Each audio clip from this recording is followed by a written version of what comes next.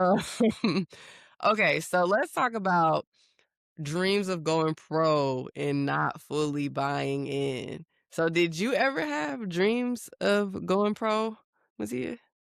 Um, I mean, lightly.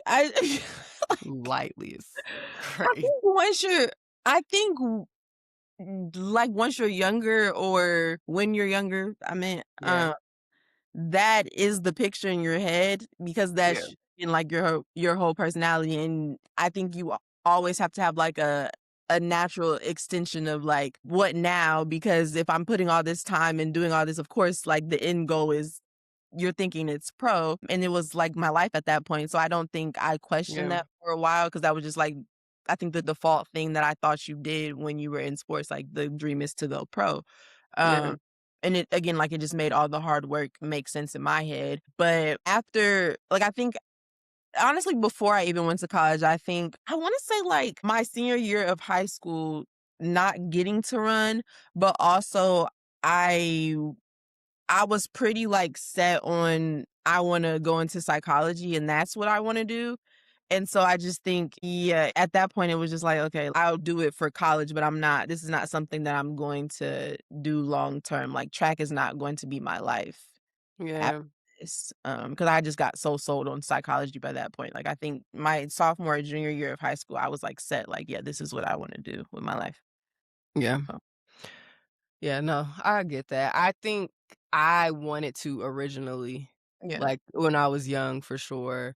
And maybe even, through my early teenage years. And then at some point I was like, nah, like I just want to play in college and that's gonna be enough. And, once college is over, I'm gonna go have a career like a regular person in some field, whatever. Like I think that because a lot of times, and I think we'll kind of get into this later, but a lot of times with athletes, they sometimes end up just going with a plan A, and that's just the sport. And people let the other side, like the education, fall to Mhm. the wayside. But we weren't like that. Like we were always like, it was sports and it was education, sports and school. So, I think we never looked at that as, like, the end all sports as our end all be all. We had goals and aspirations beyond that, and we did the work to make sure that we were set up for, going whatever routes we wanted to go when it came to our careers in whatever field we were interested in, and we didn't just put all of our, like, eggs in the sports basket. But I do feel like we both had the talent to go further. I will say that. And that kind of makes me sad to this day. Like, I feel like if Mhm. we would have fully locked in, because y'all, okay, our dad, and I'm kind of skipping ahead, but our dad, he used to be on us like, y'all need to be working out. He used to be like having us in because we have a gym in our, like the house we grew up in. He want to take us down there and, work us out. He want to take us to the tennis court, take us to the track. He want to be the coach. He like, y'all need to go to this meet. Y'all need to play in this tournament. Y'all need to worry about hanging out with your friends. Y'all need to focus. Like if y'all trying to go pro, we gotta go all in. Or just in general, even if y'all not, like y'all need to put your all into this. Give it your all, sacrifice whatever you gotta sacrifice and do it. But we young. So we wanna have normal childhoods. Like, what do you mean? Like I'm trying to hang out with my friends on the weekend. You telling me I gotta go play a tournament in, Cincinnati, Columbus, Indianapolis, wherever. And I'm like, no, I'm not trying to do that. But looking back at it, I w I don't wanna say I regret anything because I truly do believe that things work out exactly how they're supposed to according to God's plan. He already knows what's gonna happen before it happens. But, um, I do wish I would have fully committed because the things that I was trying to do, like go hanging out with friends, I don't even talk to none of them people no more. So, it's like was that really worth it? Maybe I should just locked in when I was young, and then I wouldn't have been stressed in law school, stressed being an attorney, and I could have just been playing a sport that I love for a living, making millions. I mean, it would have been a lot of pressure that came with it, right? It has its own, stuff, but at least it would have been something I loved. I'm trying to figure out what I love now, you know? So, I don't know. What's your take, Mattia? Do you regret not fully locking in? Why do you feel like you didn't? I think like I do think that I wanted a normal childhood. I do. Yes. I kinda was also just, like, rather a lazy child, like, I don't wanna do all that, like, if I'm being, like, completely honest, I have to assess my role in my suffering. I I was pretty lazy, like, I'm not gonna lie. I'm still like, I still struggle with that, like, sometimes I just don't wanna do that, I just really don't. Um, and so I really think it was that, like, I wanted elite results with, like, regular input. Minimal work, Like, which ain't I gonna happen. I wanted to go pro, but also, like, no, I'm not going to the hills on the weekends, actually. I'm not putting in this extra work. I'm not But like, all baby, you was at them hills on the weekends, you and Lauren Pegues and them. we were, but I'm saying, like, consistently doing that for my own like, on my own, I was never gonna do Never that. I gonna just yeah, didn't have that type of locked-endedness, whatever you wanna call it. yeah, true. And then, yeah, like, I wanted to be a serious athlete. I also wanted to have the downtime and the social life and Yeah, be young and turn and, so I just think I wasn't in a super intense, environment where, cause dad put that pressure on us, but it wasn't like, yeah. if you don't do, cause you know how he used to be like, "It's not hurting me, it's hurting you," you know It's how hurting you? Oh, yeah, y'all, he used to so, it's not hurting me, it's like, hurting you. "Alright." If you don't wanna commit, if you don't wanna put in the work, then that's gonna be on you, it's gonna Yeah, show. and I just let it be on me, like, it wasn't a super intense system that was forcing me to choose, like, between the Yeah, 2 for real, so I was kinda just like, "Eh." So, like, yeah, of course, looking back, there are several moments where I could have sacrificed more. Why are you laughing? I'm so serious. I'm laughing because I feel like he used to be like, "While you're asleep, they're working." Yeah, no, facts. That was crazy. Like, He used to be saying some stuff. yeah, like, I don't know. I definitely think I could have sacrificed more, but I think I wanted to be a normal kid, and I don't think you can have both of those things when going pro. Do I regret it?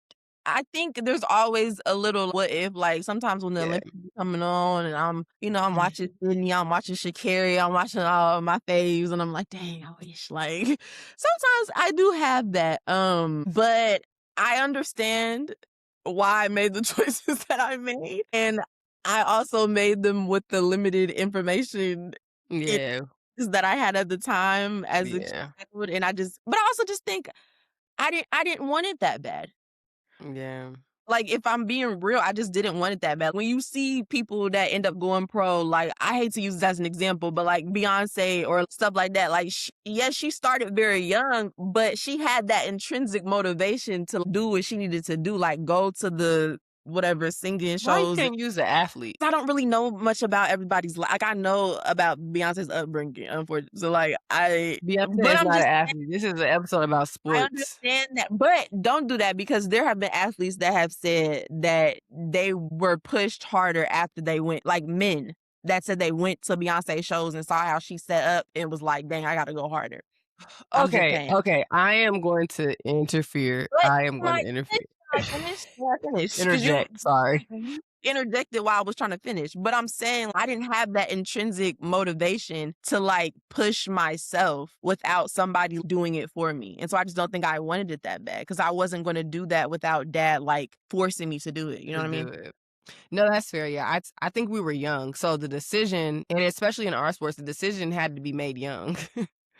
Yeah. 'Cause I in tennis, like, people go pro super early. Hmm. Y'all be seeing them. They be pro early, like, in their early teens. Coco went Um yeah, pro. Coco went pro early, like, you don't have to go to college and play, so that's the thing, like, that decision kinda has to you have to get on that path quickly, and I think at that age, it was just like, "Dad, like, yeah, I can do some of these, but traveling every weekend and giving up, my childhood years and not being able to go to my friends' events and not being able to hang out, I just don't wanna do that. Like, I wanna have a life and do it," and it's like, well, if you wanna do both, then you probably not going pro.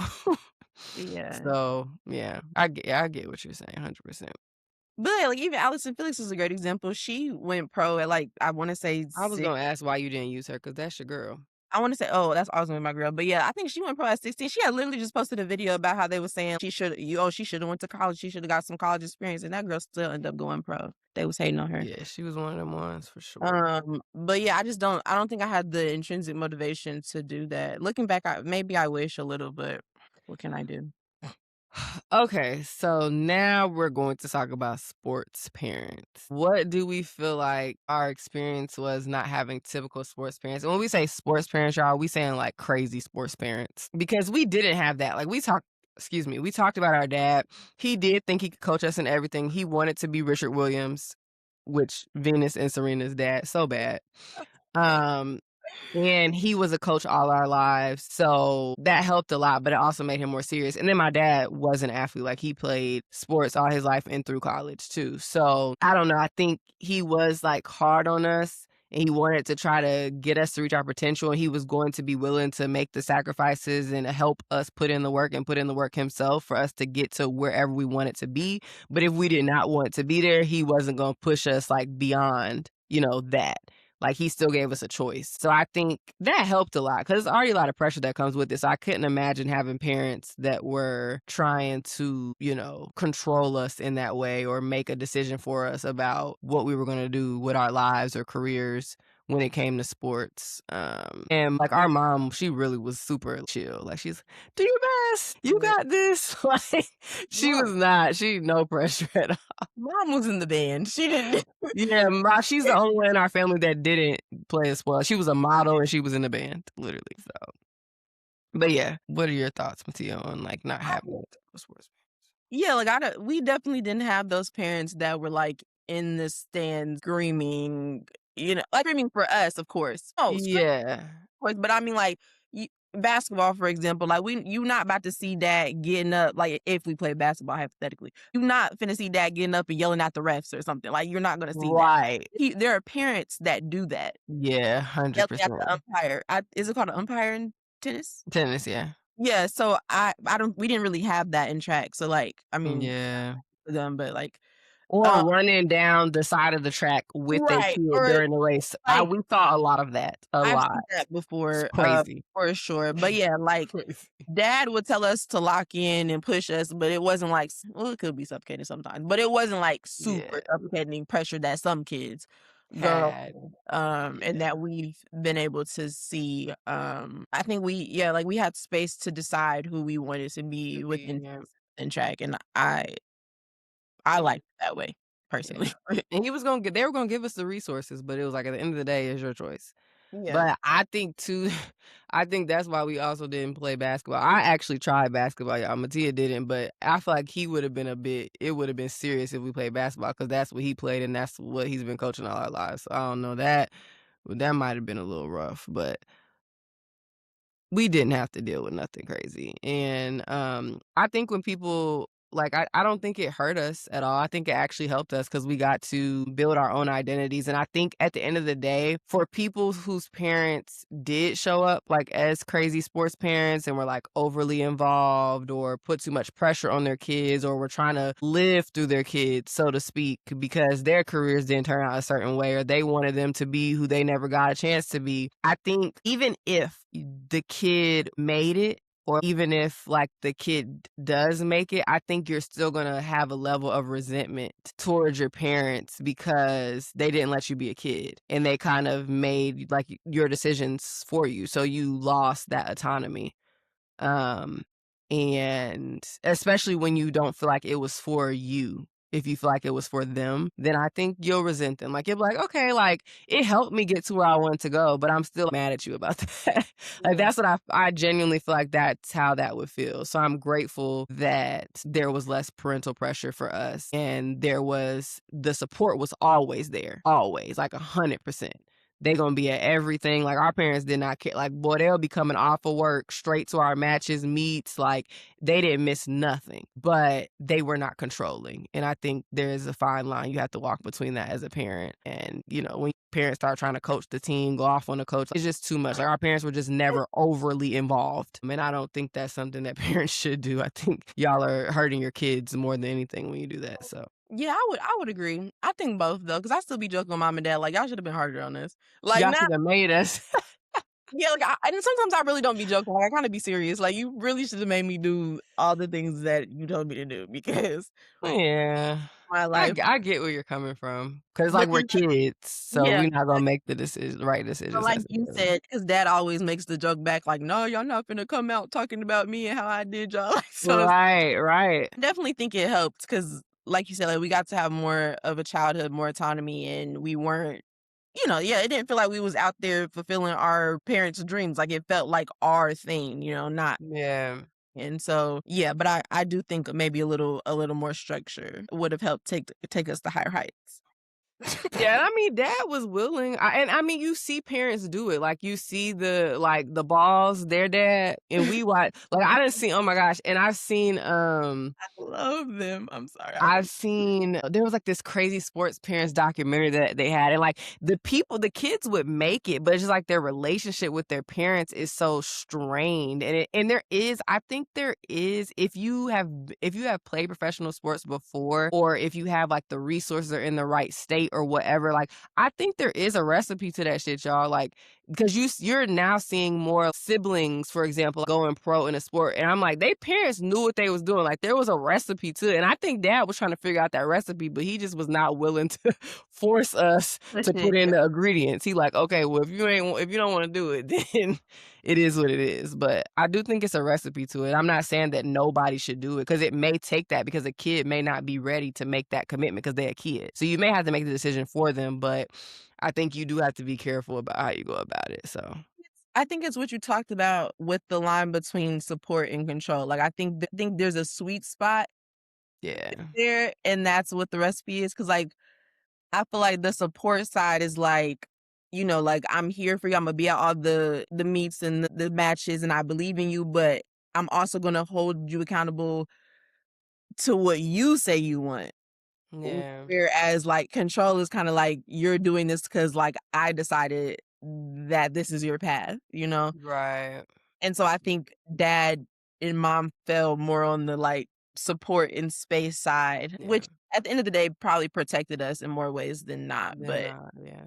And I yeah. think if your kid we even talked about our confidence in sports not being like us being humble in them and kinda just having a different perspective on things, and I think some kids may just really be young and they love what they do 100% and their parents can just see it. And they like, Yeah. "Mom, dad, take me to the court, take me to" and so, like, when you have those type of kids, and I think it's easier. I don't think we were though like, I think we both loved what we did, but we needed that push. Like it wasn't something we were gonna do ourselves. And so with that, maybe they're just like, okay, let us kind of lay off and let them, figure it out. And rightfully so. I don't like I said, I don't have any they Yeah. shoulda, whatever. I Yeah. feel like I should have sat my ass down and been like, I don't need to hang out with these people. Let me go play if I want to get better. I personally didn't wanna like, when I look back at it, I don't think that I would wanna run for a living, but hey, it looks fun, but, I would like, have wanted to play tennis. I love that for you.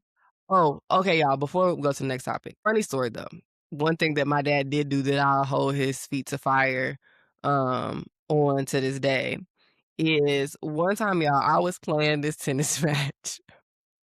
And my dad was very serious. Like he would be at my practices with my coaches and seeing what they're teaching me or telling them, like, but not like overly, but it would just be like I have a private lesson with a tennis professional at this center. There are specific things that he picked up on from my tennis match or like from something they were not at. He would bring to them, hey, like, can you work on this with her? Like I was watching this film or watching this tennis professional break this down. Can you, do this with her XYZ?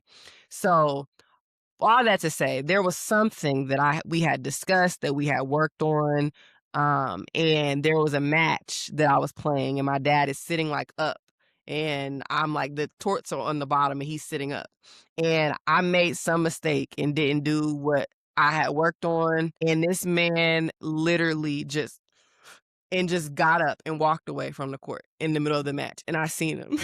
And I think I might have started crying. I was, like, devastated because he was pissed. Like, you could tell and just got up and walked away and didn't come back for a little while, and that was a crazy sports parent move. So Imma just leave that there. That pissed me off. I'm still mad about that to this day. Why would you do that? That sounds like something dad would do too. Why No, it really does. why would you do that? But anyways, okay. So now we're gonna talk adversity, y'all. Injuries, mental toll. Injuries. Let's start with that. Mattia, what injuries stand out the most to you in your sports career?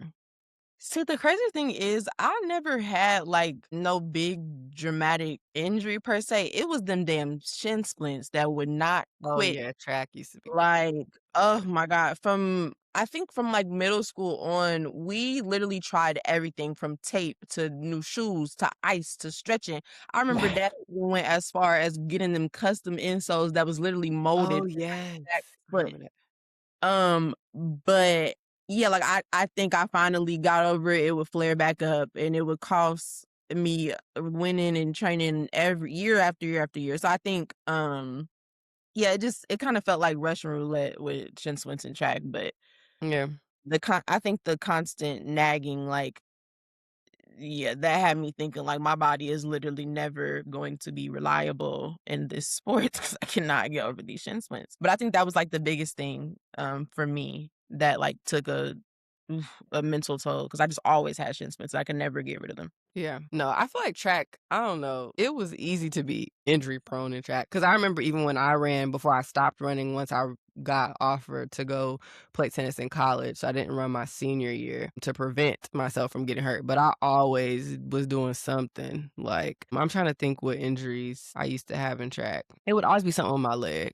I don't know. I think that was part of the reason they stopped letting you, like, do track because they were scared you was gonna get injured and then No, you were yeah, yeah, it was always something on my leg. I pulled something or whatever, like, it was always something. But, yeah, so what stands out most to me, my rotator cuff. I tore my supraspinatus. It's like a muscle in your rotator cuff, but, I tore that, and that was my freshman year of college, and I had to redshirt, like I mentioned earlier, my mm, freshman season, and I was devastated because I just got here, like, and I think I had even beat we were because we used to have to play for our spots, so I had beat the number 1 player there prior to finding out, like, I wasn't gonna play, and so I was, like, mad because I came in, like, ready to compete, ready to prove myself, and then ended up not being able to do anything and having to sit out and watch everybody compete and just be on the sidelines cheering them on. But I also think it sucked, but I gained a lot because I was able to really like watch the game and analyze it from a different perspective of not being on the court. So then it's like, okay, like I see what she should have done here, whatever. So I think it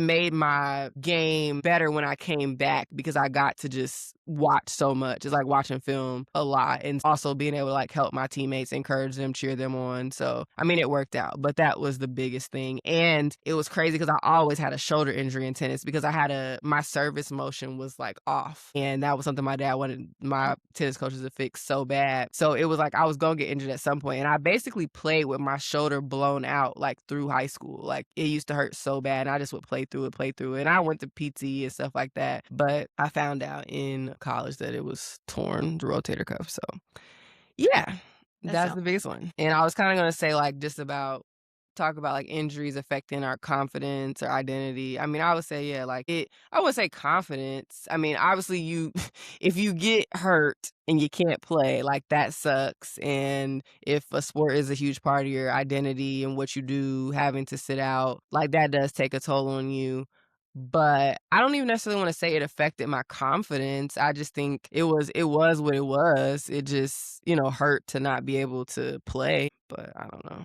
I think for me, I think that definitely hurt my confidence, and maybe I'm just a little my self-esteem is maybe just a little rocky when it comes to sports, but Maybe I'm thinking about it, like, like, during, but you're saying, like, once you came back off the injury? think both because Okay. I think it's like at least for shin splints, like I said, it was like playing Russian roulette almost. You just never knew when it was going to happen again. Like Yeah. I felt very injury prone or like, dang, did I already peak already? And I'm like, not even Oh, yeah. yet. Like I can't, because it wasn't just about like, running slower and stuff. It kind of was just this mental weight of like, can they count on me to show up? Am I gonna get pain while I'm running? So yeah, it was like when you came back Mm. because you're overthinking if it's gonna come Mm. back and if I'm gonna run slower, if I'm gonna get literally a striking pain in my shin while I'm running, like, is my time going Hmm. slower, especially when you got relays and stuff like that, you like, "Dang, I really can't mess up here." So, Yeah. yeah, for me, it was like it was sitting out because I just felt like I was injury prone, but it was also like when I came back, is my body reliable for the team and for this sport at this point? Because I just keep getting these back to back to back. No, that makes sense, and that's a really good perspective because I've never had that experience. Like, I think if anything, it would be me maybe and I think you did this, like, sometimes I would coddle myself, like or because I just came back from injury, I'm scared to go and play full out because 'cause I'm Mhm. like, "Okay, I might, I might tweak something or whatever," but I don't think it affected my confidence because I think I always was of the mentality that, "Okay, if I'm injured, I just came back, I don't got nothing to lose because I" you know what I'm saying? Like, I ain't been playing, so I don't have nothing to lose. Imma just go out here, do my best, and, try to get the results that I want, but I guess it never really messed with my confidence, and maybe that's because too, I was gonna kind of ask about next is if we ever felt pressured to play through the pain. 100% because I played through my shoulder being blown out, like, all of high school and just kept playing, was in pain and all that, and I think it was just because I was like, "I just have to get through this." And you just get taught in sports, like, push through, push through, push through, and so maybe, like, that's why? Because I was so used to being able to play with it, but I don't know. Yeah, I don't know. I just think, yeah, I don't know. It's personally for me, it was just one of them things like Yeah. I lost confidence in myself just because it was so consistent, maybe. Yeah, But that's what I was gonna say, it's like a recurring thing, so that yeah, makes sense, it yeah. wasn't like one injury and then I'm just gonna like heal and next. Yeah, Like literally, I could not get over them damn shin beat splints. it, yeah. No, that's huge. And I think too, like, to your point, I think if I think about it that way, like, yes, if I get injured and I have to sit out, Imma feel like I'm missing out on my time to develop or to get better, and other people are able to get better and hone their skills and work on their game, and I'm sitting on the sideline. So now I'm starting from behind. So I think in that way, yeah. Okay. So, life after sports, losing your athlete identity. This is the hard one because this is kind of what I talked about earlier. It's just like why identity loss is so hard for athletes. And I think we touched on it, but I just feel like it just becomes such an integral part of your life. Like you eat, sleep, breathe, bleed sports because it's that much of a time commitment. Like that's what I'm doing every day. That's what I'm doing every weekend. So it becomes a part of your life. It's like clockwork. It's kind of it's like a job. Like that's what I honestly say. Playing a sport is like having a job, especially when you get to a higher level, like in college and even before that. It is a job. So I think that's why it's so hard for you to lose your identity or to realize like, okay, my career is over. Now I have to figure out what's next and what am I gonna do? Mhm. So I don't know if you want to speak on that, Mattia. Yeah, I mean, you laid that out very well, like, to be honest. Thank you. You're welcome. But yeah, I think, like you said, it's literally clockwork. Like you wake up in the morning, you go to practice. Weekends is meets and Yup. matches. Your friends are your teammates. Your Yup. your confidence is coming from wins or PRs or whatever. Yep. So I think a lot of it is because a lot of it in a way is like the structure of it. Like it's just like if you like you constantly in this structured schedule and then you take a vacation for a week and you come back and everything's kind of like, ooh, like I got to get back into my, my regular schedule. So I think once you're in this like very structured role as being Yeah. and you have this, this belonging in a way to kind of like to measure your worth, I guess, like, Mhm. consistently, I think when it stops, it's a really big void because Yeah. you don't have a team anymore, you don't have no stats to validate you, you're kinda like, "Okay, Yeah. if I'm not the top player on my team or the fastest one or whatever, who am I? Where's Right. that I'm still capable?" Um, Yeah. and I think, yeah, that hits deep because like I was talking about earlier, you've wired your brain to tie all your purpose to performance. And so without it, it kind of just feels I guess like aimless, like you don't have a purpose almost. Yeah. No, that's really good. Yeah, and I think, like, we were just playing for so long, so that's the other thing too, like, I was playing tennis out since I was 3 years old when I first picked up a racket and a ball. I mean, yeah, so that's all you know from 3 to freaking 21, then yeah, if it stops, you're gonna be like, "Wait, what do I do?" So, yeah, I think you laid that out very well. too. And I would say, like, but I don't feel like I was a different person when I was an athlete, though. Like, that was something else I wanted to kinda talk about, like, who we were when we were Mhm. athletes, who we were when it ended. I feel like I'm the same person because I think a lot of the stuff I learned from being an athlete or a lot of the stuff that became ingrained in me, like, all that stuff is still there for sure. So, I don't think I'm a different person, but I do think it feels like a part of me is missing now. Yeah. Like, I know that sounds sad, but it feels like I still think about that, and it's like I've been out of college for what? I graduated in 2020, so not a full 6 years, but getting close. So, it feels weird for sure, and I try to still go play tennis and stuff, like, every once in a while, but it's not consistent at all, it's really bad, so Imma try to get back into it. Yeah, it just I don't know, I don't feel like a different person, but it does feel like part of me is, like, gone now, and I think also it's about the association too, like, people you become, like, on campus, like, "Oh, that's the girl that played tennis." Like we were saying earlier, like, our family associated what we do to, "Oh, shit, Mattia runs track, Keela plays tennis," and so it's not even just you making that your identity, people have also made that your identity and wanna know, "Oh, what's going on with tennis? What's going on with this?" And so I think then you internalize that and then you start, that's like, "Okay, that's who I am." And so, yeah. I do think I was a little bit of a different person when I ran track, not like in a personality per se way, but like I felt like I feel like I cared more about my health, honestly. That is a good point. I will agree to that because, baby, I had to get back on a good workout regimen because I And once I lost it, I lost it.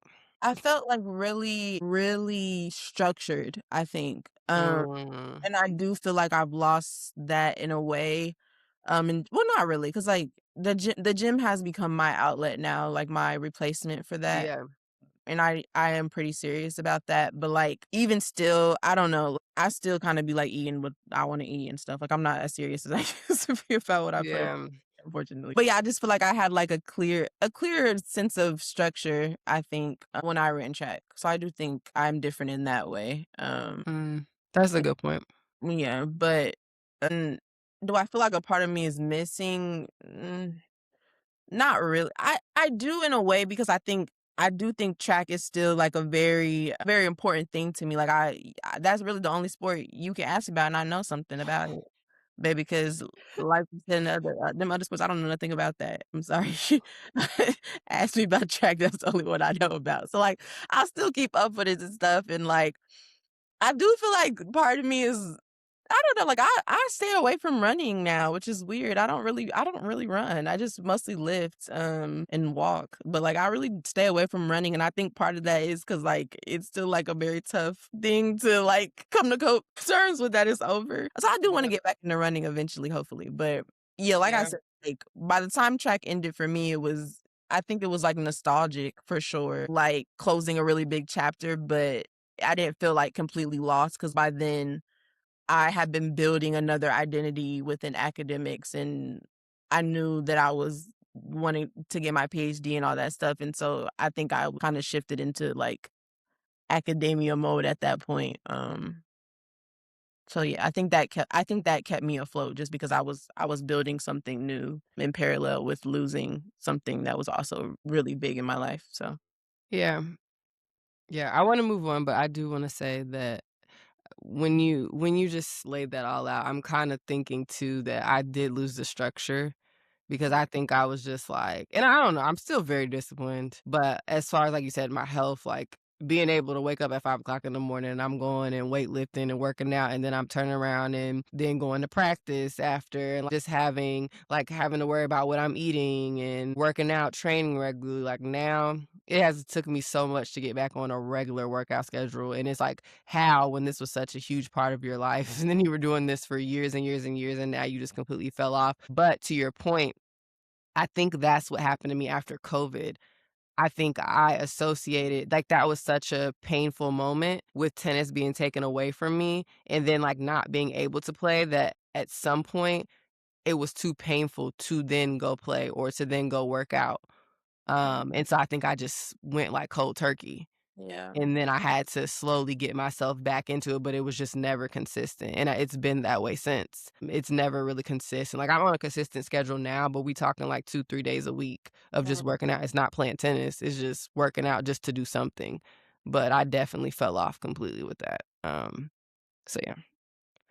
The other thing I wanted to talk about too is like, I think it's even worse. Like, I think we both, definitely feel an emotional attachment to the sports that we played. And, you feel like you had a time to close that chapter. I didn't. But I think it's probably worse for people who, like, all they had was their sport. Like, you just talked about your educational goals and wanting to go get your PhD and knowing what you wanted to do. And we kind of touched on this earlier, but some people, some athletes, like literally just think about their sport and that's it. And they let education fall and they don't even worry about getting good grades. They don't even think about a plan B or like, okay, when I can no longer play no more, if I get injured, then what am I going to do? I need to have this backup plan. I need to still make sure I'm doing good in the classroom so that I have an avenue I can take. They might just put all their eggs in the basket of sports. And so if sports end, they are lost and literally just don't know what to do. Like I know people who it could have been like basketball, for example. They went overseas to continue playing basketball because they love the sport that much and that's all they imagine themselves doing. And they might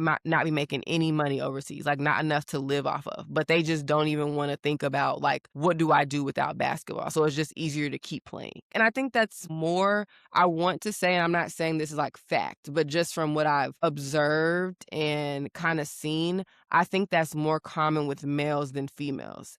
At least looking from a college perspective, like I remember on the tennis team, like our GPAs, and we're talking women's, we didn't even have a male tennis team. Our GPAs were much higher than the, football players or the basketball players. So I think women, I don't know if maybe we weren't into our sports like how men were or what it was, but I think we were more well rounded versus looking at things from a very like, we just zoned in on sports and that's it and that's all. But I think males kind of struggle with that a little more. And they may have more pro dreams than women have. I don't know. But I think it's really hard for those people. Yeah, I that's a really good point.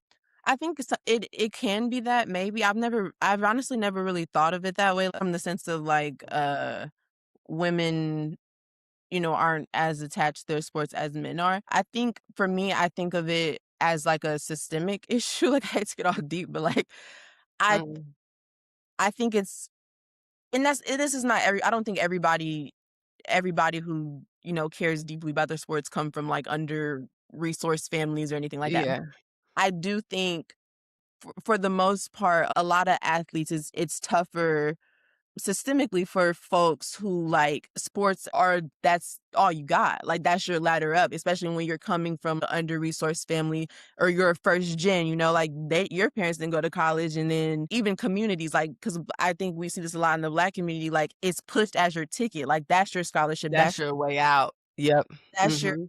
that's your proof that you beat the odds and can, go places, and so I think people pour everything into that, and sometimes it works, like, we've seen it, it works, but then Yeah. sometimes, like, something might happen, life happens, and then it just doesn't pan out, and then, like, it ends, and, like, some people end up with a degree, but they don't use it, and then some people don't have a degree at all, so, like, you don't have a degree, you don't have any other skills that you've poured into, you don't have no Right. no network outside of sports, um Yeah. and so I think that's where you see it getting harder for people, but I do think that's also a systemic problem that these sports have where, like, even in high school, like, there's not enough expected out of people when they're good at When sport. they're yeah, When yeah. coaches are like, "Yeah, like, this is your visibility, this is your scholarship, this is your like." And so then, Right. like, what happens if it doesn't work out, though? Like, you gotta have something secondary, and so I think that Yeah. a bigger conversation to the system and how that works and how people and coaches, like, they kinda just are like, "All you have to do is sports, you don't have to do anything else." We'll just Yes. ask them to pass you, and they'll pass you, like, you know what I'm saying? So Right, and not even, like, having them do their work or making sure that they're, meeting the requirements of the degree, like, "Hey, just handle this for them," right. kinda, going around stuff. But that's a really good point because some people to talk about the systemic issue, some people are literally the only reason they're going to college is because they're playing a sport. Mhm. And I Yeah. know and I think it shows up more with Black males, but that if it wasn't for that sport, they wouldn't even be in college. So, yeah, of course, they're not focused on the Yeah. education. Like, I'm here to play my sport, and hopefully this leads to something else, but if it doesn't, then I haven't really thought that far ahead. Mhm. So Yeah. that's sad, but I feel like that is, like, sometimes the reality of the situation for sure. Yeah. Yeah.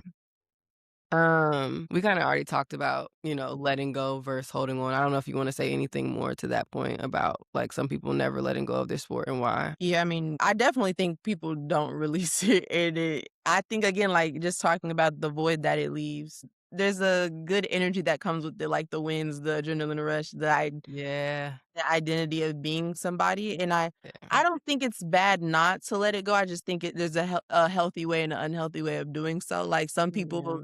some people go coach, and they're good coaches. Yes, Uh, yes, yes. but some people, they go coach and they bad coaches, or they force their dreams into their kids and stuff. Kids. Yeah, so I think I don't know, there's layers to this shit.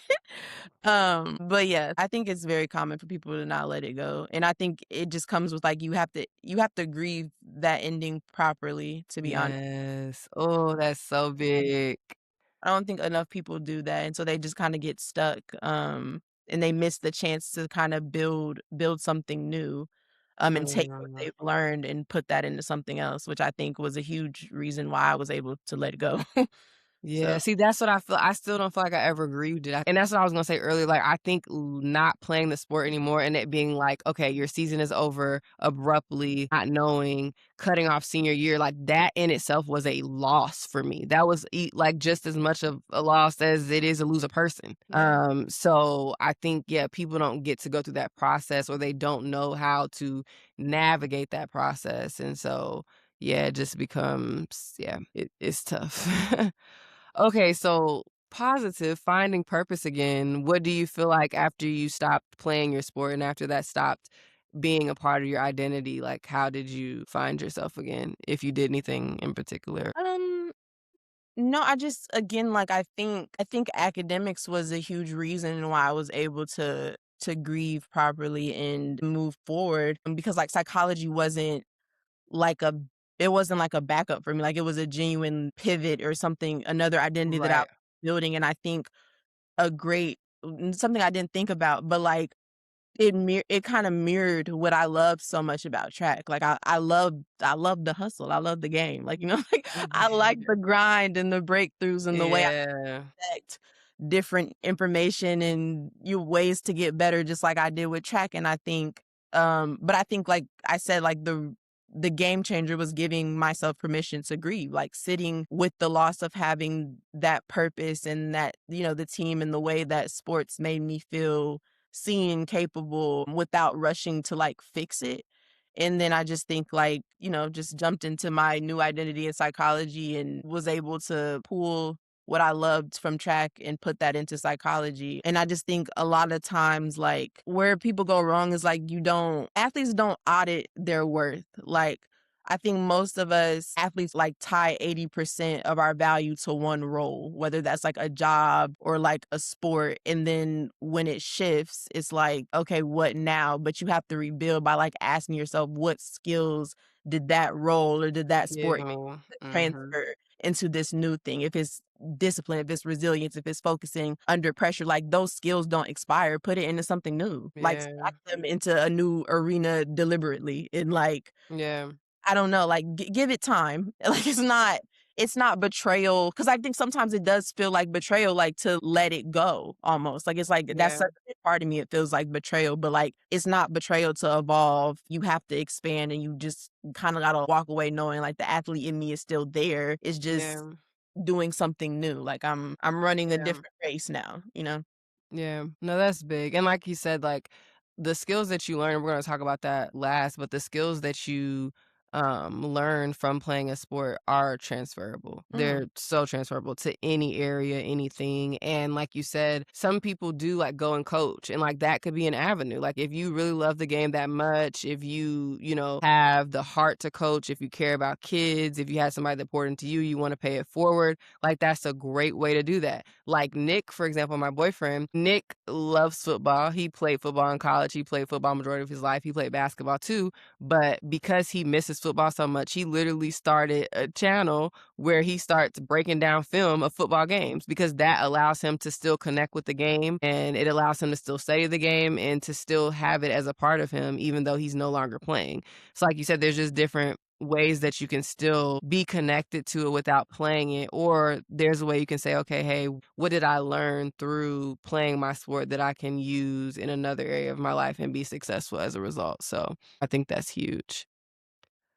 Okay, so lessons sports gave us and like what we're most grateful for, which lessons we're most grateful for. I don't know. For me, the big thing is work ethic. I feel like sports, like you said, like you gotta love the grind. You gotta love, getting up in the morning and like practicing and giving it your all and leaving your all on the floor, court, whatever. And for me, like I used to love that. Like I was always that person. You are not going to outwork me. Like you can be better than me, but I'm out here and I'm leaving it all out here. And so I think that's such a huge skill to get because you need that in every area of life. Like if you're going to be successful at anything, you're going to have to be a hard worker. You're going to have to put the work in. Like nothing is just going to come to you. So I think that was a big thing. And then I will also say discipline. We kind of talked about this to the point of like structure. Like you have to be disciplined. Like any person that plays sports has to be committed. They have to be disciplined. You have to know like how to be on your P's and Q's. You have to be able to follow a schedule. You have to show up when you are needed. You have like it teaches you that like nothing else in my opinion. So there's more I want to mention, but I'll let you mention some. So I'm not No, I talking. would say pretty much the same thing, just and add like mental toughness, I guess. I don't know what the Yeah. word for that, but and I also think it taught me like, and this is something I'm still learning, of course, but like your response to things is everything, and also just like kind of letting go of the things you can't control. It sounds very easy, and we always say that like let go of the things you can't control, but I do think sports really taught me that because when you think about it, like you can't control like for me, like, you can't well, probably for you too if you was outside, but, like, you can't control the wind. You can't control whether that person calls the ball out or not, or, like, you can't control the Mm, clock that day or the way I just think it taught me, like, how you respond to what you can't control is everything. Um, that's and huge. so I think that's the biggest thing that I learned is just that mental toughness, but also, like you said, the discipline and the work ethic. Because, like, even as I'm sitting here talking about it, I'm like, "Dang," because like, I complain every day about school, guys. Like, I literally this semester is beating my ass. But, like, as we're sitting here talking about it, I'm like, "Dang, I gotta just show up anyway." Like, I don't Got feel to. gotta show up anyway, and I gotta have that Got to. accountability and that structure, and it's like, talking Mhm. about this is reteaching me all the stuff that I learned Yeah. in sports, and now I'm gonna be a better person tomorrow. I'm screaming. No, but for real, you really like you had like you cannot miss practice. If you miss practice, you will not be on the team and therefore your scholarship will be taken away. So you're gonna have to get up at 5 a.m., which means if you want to get up at 5 a.m. and you want to show up how you need to show up, you're gonna have to go to bed a little early. That party that they having, you can't go to. Your friends finna hang out.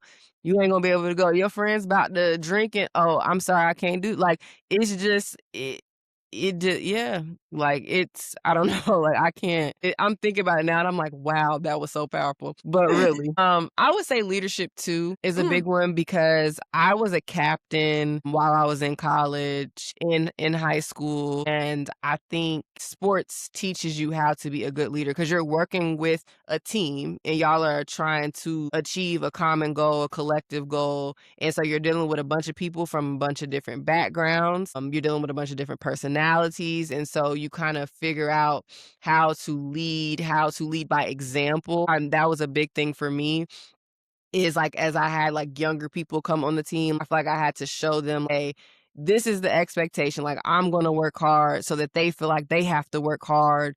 You want to show people you care, you want to pour into people, you want to encourage people, like how we were talking about things we want to see in coaches, like you want to do that too as a teammate. And so I think that was super important and that definitely taught me that. And to just like look out for my team. Even when it came to coaches, like I was all about togetherness. Like we're gonna pull together, like what do we need? What are we not getting? And we would go have that conversation. And I would stand up for my teammates and I would, make sure I'm leading with like grace and understanding too that a big part of being a leader is being able able to like step back and listen to other people and see what they're able to contribute and all of those things. A lot of people think leading is just like ordering people around, but no, it's not. Like leaders are really good listeners. And so all those things, like I feel like I learned from playing a sport and like being a captain and having to take on that leadership role on the team. And in some cases when the coach wasn't doing that. So that Mm, yeah, that's huge. yeah. And another one I would say is how to deal with adversity because, baby, you're gonna have injuries, you're gonna have coaching problems, you're gonna have friction on the team, and you're gonna be in matches like with tennis, like matches can get long. So it's a lot of stuff that can go wrong. There's a lot of mistakes that you're gonna make, and you have to figure out how to work through it. You cannot let yourself mentally, like you said, mental toughness, like you have to keep your mental. And so I think, like I was gonna say tennis, but I think sports teach you how to overcome adversity and how to navigate adversity 100% because there's just like so much to it. So yeah, Facts. that's good. Love your thing on leadership. Our current leadership of the country could learn a lot from that little snippet. I just wanted to throw that out there. Anyways, Yeah. Anyways, I'm not even gonna hold my breath, but I wish you would hold his. me too. Statements, breath, all the things. Um, and then you said accountability, right, already? Yeah. Well, I Okay. didn't like speak too brief if you want to, Yeah. but I did mention Yeah, that. speak to, the other things we had talked about, accountability and failure, I think are big ones you should speak to. Like as far as what? Like, just sports and how they teach you those lessons, and then as a result, they end up being things that you carry with you in life. Yeah, I feel like I think one something I said earlier, like I have to assess my I have to assess my own role in my suffering was something I learned from sports. Like not necessarily suffering, but like when I mess up, like, how do I take accountability for that? What can I change? Yeah. And then also just staying accountable with discipline. And I have to eat these things. I have to do this at practice. I have to work on it. So like there's Yeah. that.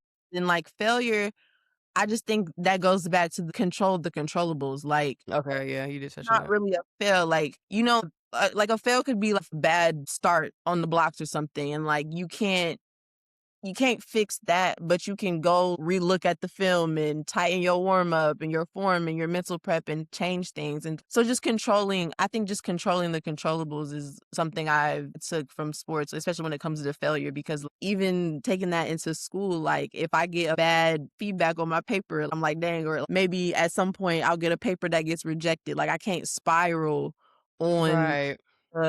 outcome of that. I gotta tighten my methods. I gotta go back over the lit review. I gotta resubmit stronger. So I just think sports gave me this mental operating system where I don't really get I try not to get stuck. I do get stuck still, but like I try to just look at what I can fix and what I can hold myself accountable for and do better the next time. Yeah, Nothing's really like failure to me. Like I don't think you fail. I think you might mess up, but you always got a chance to fix it. Like I feel to like fix it. I don't Yeah. just failing. No, I think it goes really good, failure does with the adversity piece because it's like you can't dwell on it. Like, if you have a bad start out the blocks, you still gotta finish the You're race. right. So, Right. we cannot dwell on that. We have to figure out how am I gonna make up for that bad start through the Mhm. rest of the race. If I have a bad service game, okay, next game. So you gotta let all that go, and you have to just keep moving. And like you said, it also helps shape your perspective on failure. Like a lot of stuff is not failure. And I think too, you also learn from sports. 'Cause I think failure to me in a sport is equivalent to like we lost this game, we lost this match. But to be 100% honest, if I look back at my career, I learned way more from losing than I ever did from winning. And so it's about perspective, I feel like, as well, and how you look at adversity, how you look at things when things go wrong. Do you just roll up in a ball and be like, I can't do this and give up and get all in your head? Or do you be like, okay, I see what just happened there. That wasn't my best. But you know what? I'm gonna do better the next time. I'm about to fix it. I'm gonna correct it. This next point, I got this. And so I think that is like something that sports really, really helps you deal with and definitely change your perspective on. So And okay, it so You said what? I said, "Amen, sister." Girl. So last thing, lessons from sports, and this is kinda all ties in, but that we still rely on today. I want to share some quotes specifically that I think are huge. So dad used to tell this to me all the time. Hard work beats talent if talent don't work hard. And that was like my favorite quote for the longest. And when I tell y'all that is in my life to this day, somebody can be smarter than me. They could be more skilled than me in the area or whatever. But like I said, even in sports, I was always like, I'm gonna work the hardest. So you can be talented all you want. But if I'm working harder than you and you just going off of straight talent and you're not putting in anything on the back end or you're not putting in any work, then I feel like I can beat you. And so I think you have to always take that mentality, just like, yes, you could have natural talent, you could have natural ability, but you have to pair that with work or nothing's gonna come from it for real.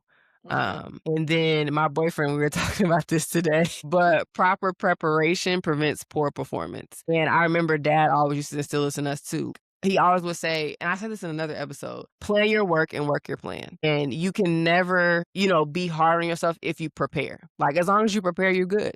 If you did everything you can do to prepare on the front end so that you do good when it's time to perform, time to write this paper, time to take this test, then you're good. And so I think that's something I've always like been super big on is just preparing, like through law school, through being an attorney. If I have a meeting, I'm finna go over the notes, I'm finna prepare what I'm going to say. And if something goes wrong, at least I know I did what I was supposed to do. So yeah, those are two big things. Matia, I don't know if you have anything to add.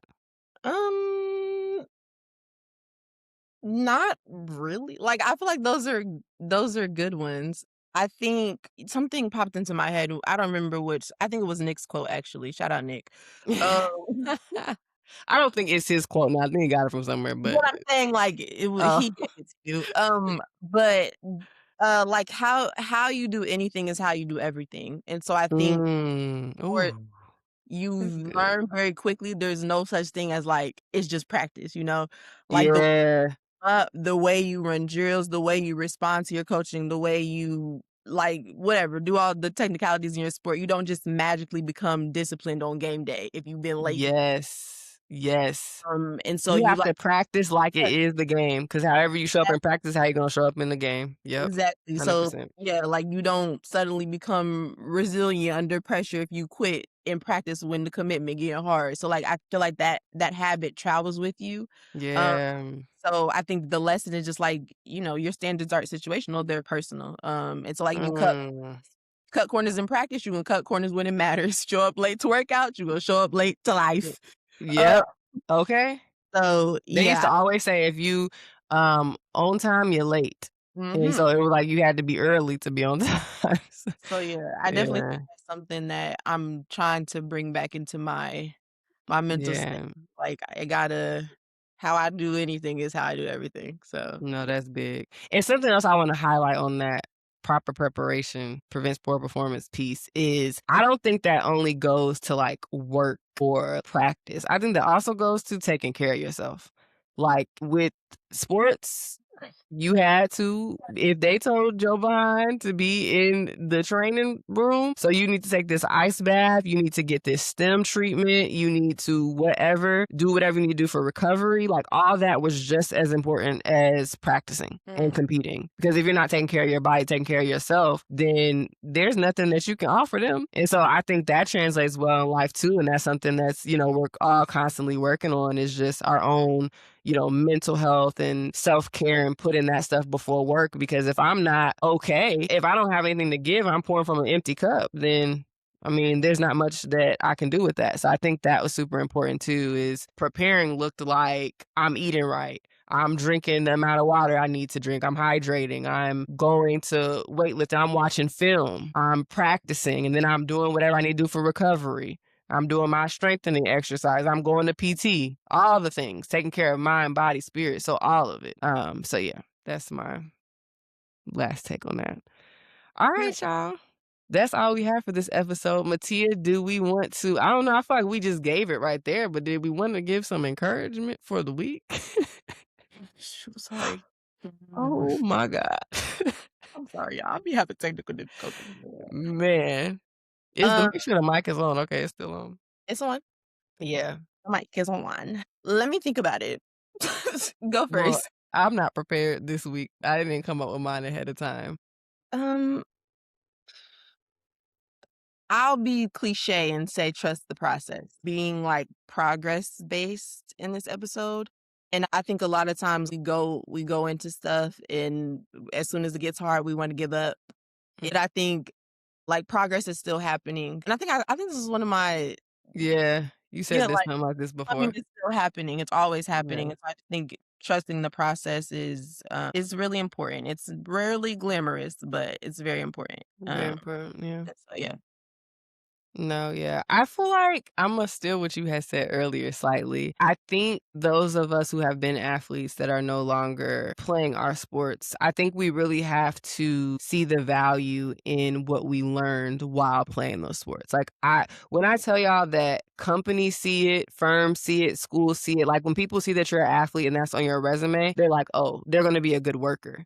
Because they realize that all the skills you have learned are transferable. So just don't ever think that there's not a life for you after your career ends or there's anything that you cannot do after your career ends because all the things that you've learned, the discipline, the resilience, the working through adversity, the knowing how to deal with failure, the hard work, the working with diverse groups of people to try to meet a common goal or to win a championship, all of that stuff is valuable to someone out there for their business, their company, for school, anything. So I think we have to, like, we love our sports. We also have to love and acknowledge what they give to us. And those are the things that they do give to us. So definitely lean into that and understand your value there and don't ever sell yourself short.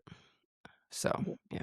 Audit your worth. That's what I said. Yes, audit your worth. And don't think your worth is only attached to the sport because there's so much that you got from that sport. Hello.